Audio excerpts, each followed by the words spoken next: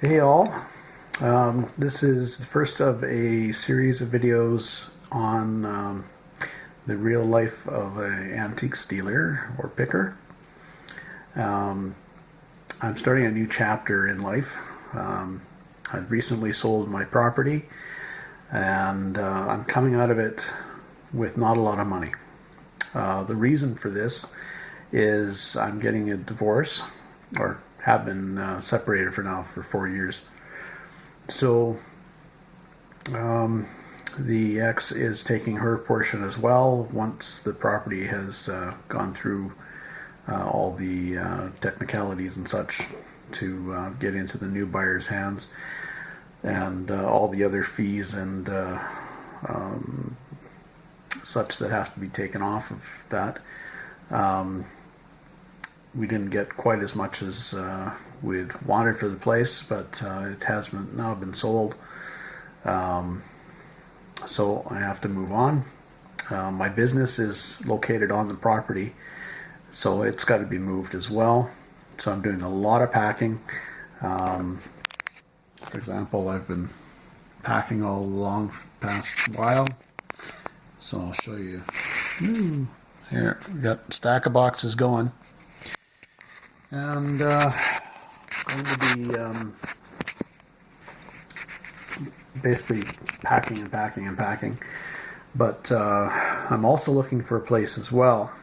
I've located two semi-suitable properties, one of which is a house that has some land, or, well, rather a large yard. I can't really say a lot of land, it's just a large yard. And it could be suitable to put a couple sea cans on and then build a building. Problem is, the amount of money that I'd have to spend on the property isn't going to leave me enough money to build a proper building for the shop.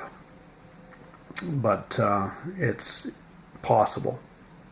The other property is a commercial property, which also needs renovation. But it's suitable for the business, and the business could be set up fairly quickly. The problem with it is that I wouldn't know whether I would be getting it until after the 12th of September. It is now mid-August, and my property, the possession, goes into the new owner's hands as of the 30th of September. So that only would leave me 18 days, or basically little over 2 weeks, to establish a living area in the commercial space. So I'm not sure what to do. I'm leaning towards the commercial space due to the amount of cost involved. In the long run, there's going to be more work involved. But at least I can start my business pretty much within a few weeks of moving, if I can get set up that quick. Now, there's a whole long, sad story about one of the reasons why I can't get a mortgage. There's a black mark on my record due to some illegal actions by my insurance company. That's a whole long story in itself. The black mark obviously is not my doing, it's the insurance company's screw up, or rather, like I said, their legal actions. I may post a video about that as well. That whole event has also left me with PTSD, which basically in the last couple years since then, my income's not as high as a result. I can't seem to hustle as hard. I'm making a living, but my income's just not suitable for banks to look at, and like most antique dealers, the banks don't look kindly on us to begin with. So if the numbers don't add up to them, forget it. You don't get a mortgage. And recently, I've heard of several other people who have also been denied mortgages with much better credit ratings and with collateral that grossly outweighs their mortgage needs. But yeah, the banks seem to be not wanting to give mortgages to anybody. Unless you have all the money in the bank that you need, they don't seem to want to give you the mortgage. You can have all the collateral in the world and it won't matter. Or you've got to have dual income or something to that effect. I've heard all kinds of stories so far about other people that have been having problems getting mortgages, and they're much better off than I am. So that's what I'm looking at. So I'm going to do, like I said, a series of these videos.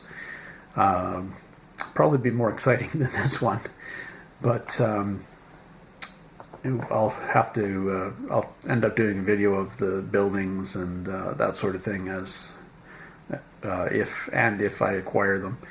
There is one other possible property that I'm going to go look at, and it is a old school.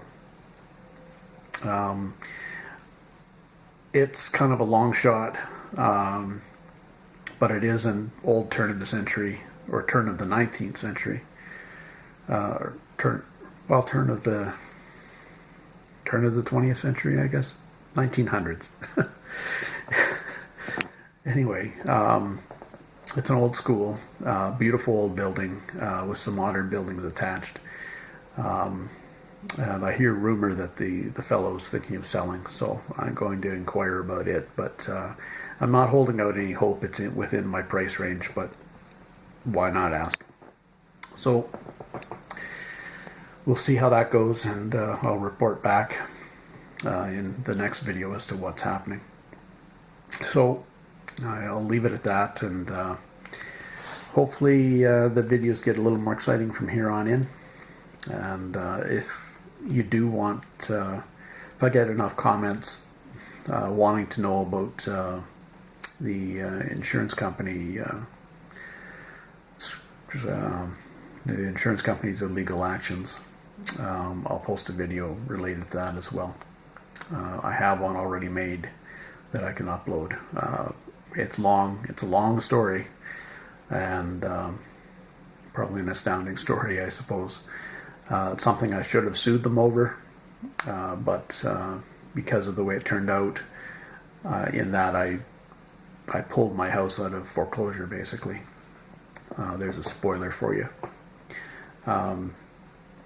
That I couldn't sue them because of that, but maybe for mental duress, emotional duress, I suppose, which is a tough thing to sue for in Canada.